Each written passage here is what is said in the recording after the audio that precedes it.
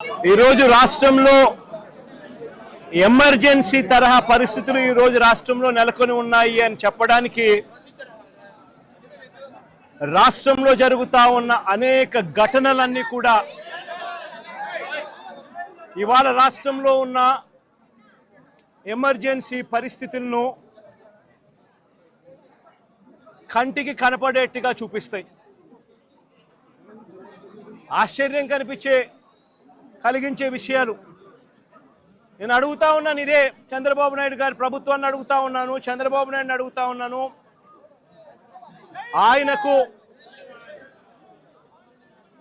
ఆయన అడుగులకు మడుగులెత్తే పోలీసు అధికారులను అడుగుతా ఉన్నాను. ఎందుకయ్యా ఈ ఆంక్షలు పెట్టారు అని అడుగుతా ఉన్నాను. ఎందుకయ్యా ఒక రాజకీయ నాయకుడు తమ పార్టీకి సంబంధించిన వాళ్ళను కలవడం ఏమైనా నేరమా అని అడుగుతా ఉన్నాను. అలా కలవడానికి వస్తే అదేమైనా తప్ప అని అడుగుతా ఉన్నాను.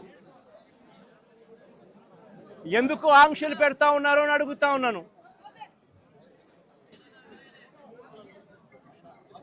నా కార్యక్రమానికి నన్ను అభిమానించే వాళ్ళు ఎవరైనా కూడా వస్తే తప్పేమిటి అని అడుగుతా ఉన్నాను.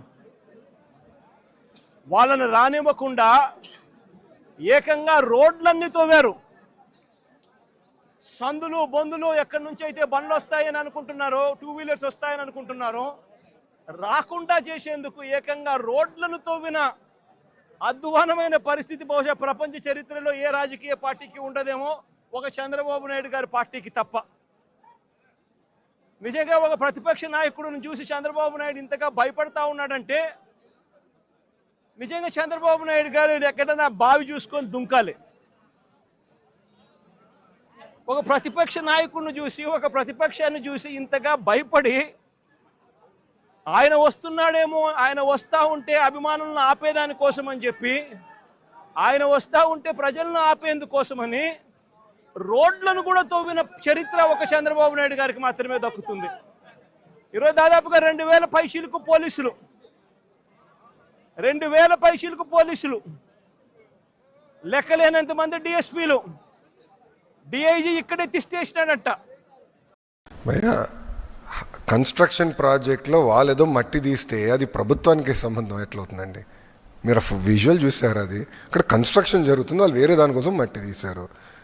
వాళ్ళకి ఏదో పైప్ లైన్ వేయాలని వాళ్ళు మట్టి తీస్తే అది తీసుకొచ్చి మా పైన రుద్దుతారు. నంబర్ 1. నంబర్ 2, ఎమర్జెన్సీ లాంటి వాతావరణం ఉంటే జగన్మోహన్ రెడ్డి గారి ఇంటి నుంచి బయట అడుగు పెట్టేదాకా ఉంటుందండి అవకాశం.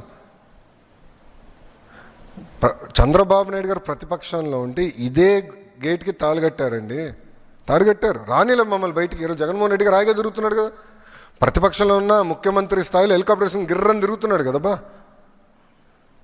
అమరావతి నుంచి నెల్లూరుకి హెలికాప్టర్లో వెళ్ళాడు, చౌంటబట్ల దిగాడు, హాయిగా ఏసీ బండి ఎక్కాడు, వెళ్ళాడు, వచ్చాడు. మళ్ళీ అక్కడి నుంచి హెలికాప్టర్లో జంప్ బెంగళూరు, ఫినిష్. హెలికాప్టర్లు తిరుగుతున్నాడు. పర్మిషన్లు ఇస్తున్నావా, మేము భద్రత కల్పిస్తున్నావా? మళ్ళీ పోలీసులు పెడితేమో ఎక్కువ మంది పోలీసులు పెట్టాడని మళ్ళీ ఆయన అంటాడు, పెట్టబోతేమో ఎవడు పెట్టలేదు అంటాడు.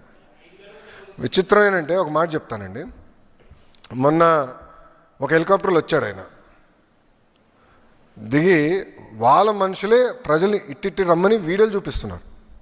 వాళ్ళు వచ్చి హెలికాప్టర్ని ధ్వంసం చేశారు, అద్దం పగలగొట్టారు తెలుసా వైకాపా కార్యకర్తలు. పాపం హెలికాప్టర్ లీజింగ్ కంపెనీ వాడు అని గొడవ, 16 లక్షలు నాకు బొక్కరా పోయి అద్దం పగలగొట్టాడు ఈడని.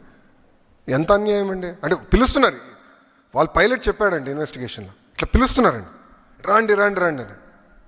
ఆపితేమో ఆపారంటారు. ఇప్పుడు ప్రతిపక్ష అంటే మాజీ ముఖ్యమంత్రి పులివెందుల ఎమ్మెల్యే ఈరోజు బయటికి వెళ్తే ఎనీవేర్ బిట్వీన్ 1000 నుంచి 3000 మంది పోలీస్ సోదరులు రోడ్డుపైకి వస్తారు. ముఖ్యమంత్రి గారు వెళ్తే కూడా అంత భద్రత ఇవ్వట్లేదు మేము. మళ్ళీ రెగ్యులేట్ చేస్తేమో ఆపారంటారు, రెగ్యులేట్ చేయకపోతేమో రేపు వదిలేమంటారా? సూటిగా వాళ్ళని అడుగుతున్నా.